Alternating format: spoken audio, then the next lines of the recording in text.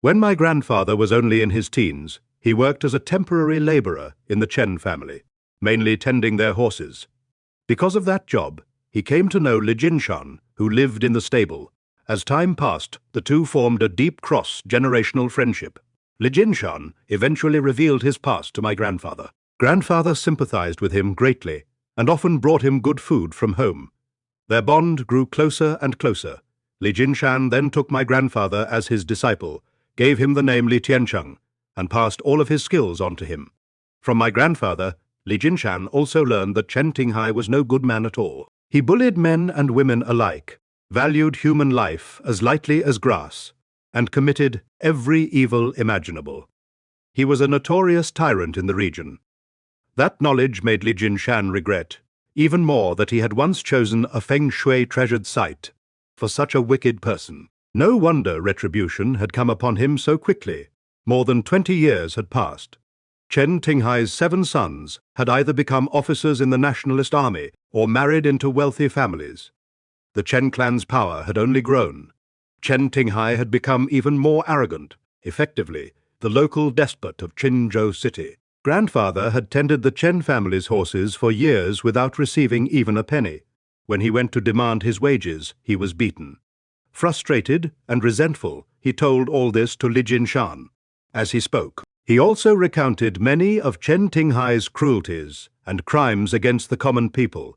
After hearing everything, Li Jinshan was furious. He said sternly, "Tiancheng, I want you to do something. Do you dare?" "Master, as long as it's not something that harms heaven and humanity." "There is nothing I don't dare to do." "Good. I want you to destroy the Chen family's ancestral feng shui formation, the Lianpeng Baozi Shui, a lotus pod, cradling its seed acupoint, a geomantic configuration believed to nurture descendants and consolidate fortune." "All right." Like a calf unafraid of the tiger, my grandfather agreed readily, partly to avenge his master, partly to rid Qinzhou of a dangerous scourge. Seeing his disciple give his consent, Li Jinshan felt gratified and told him the method for breaking the Lianpeng Baozi Shui. "Tiancheng, listen carefully. You must not be careless. To break the Lianpeng Baozi Shui, you must go on a night of the full moon, before sunset, and lie in advance behind the mound where Chen Tinghai's parents are buried. When the full moon rises, you will see a lotus pod sprouting from the top of the grave. Then, from within the lotus pod, 7 children will leap out. They will gather around the mound, calling for their grandparents. Then you will see an elderly couple emerge from the grave, playing with those 7 children. At that moment, do not fear. Wait for the right opportunity. Run up the mound, grab the lotus pod, and pull it out by the root.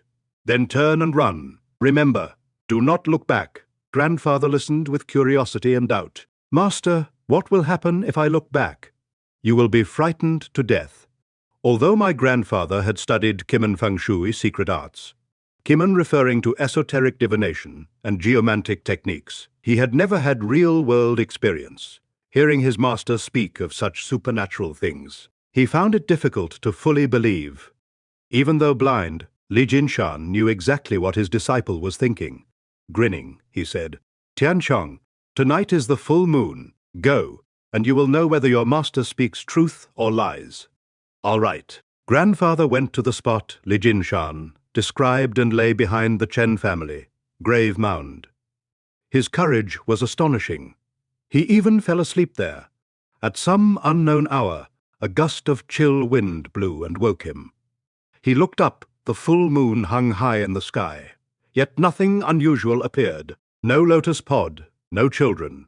He muttered that his master must have been boasting and thought of going back to confront him. But at that moment, something miraculous happened. Moonlight fell upon the mound, the shadows shifting. A golden lotus pod slowly emerged from the top of the grave. 7 thumb-sized children appeared upon it. They jumped down, and the moment they touched the ground, they grew to the size of ordinary children. The 7 children circled the mound, calling out, "Grandpa, Grandma, come out and play with us." "Ha ha ha! Just a moment. Your grandparents will be here soon." Even with his bold nature, my grandfather shivered. He heard the voice of an old man echo from within the grave beneath him. Moments later, an elderly man and woman, dressed in ornate clothing, crawled out of the mound. Grandfather was secretly shocked, everything unfolding before his eyes matched exactly what his master had described. He waited until the 7 children were fully occupied playing with the old couple. Then he crept to the top of the mound, grabbed the lotus pod at its base, and pulled it out with all his strength. He immediately turned to flee. Behind him, a gust of eerie wind rose along with the cries of 7 children and the howling of 2 elders. "Return, our feng shui spirit root. You have destroyed the Chen family's fortune. Surrender your life," terrified. Grandfather ran desperately. But curiosity got the better of him. He glanced back. What he saw nearly stopped his heart.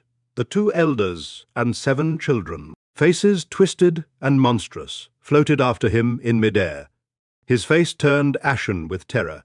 He dared not look again and sprinted forward with everything he had. Only after he had completely escaped the boundary of the Lianpang Baozi Shui did the voices disappear. He ran straight to the stable and recounted everything to Li Jinshan. Upon learning that my grandfather had actually dared to look back, Li Jinshan was astonished. "You brat, your courage is something else." Knowing that the Lianpang Baozi Shu had been destroyed, Li Jinshan burst into joyful laughter, so loud it startled several mares into rearing and kicking. With his final wish fulfilled, he left the Chen household.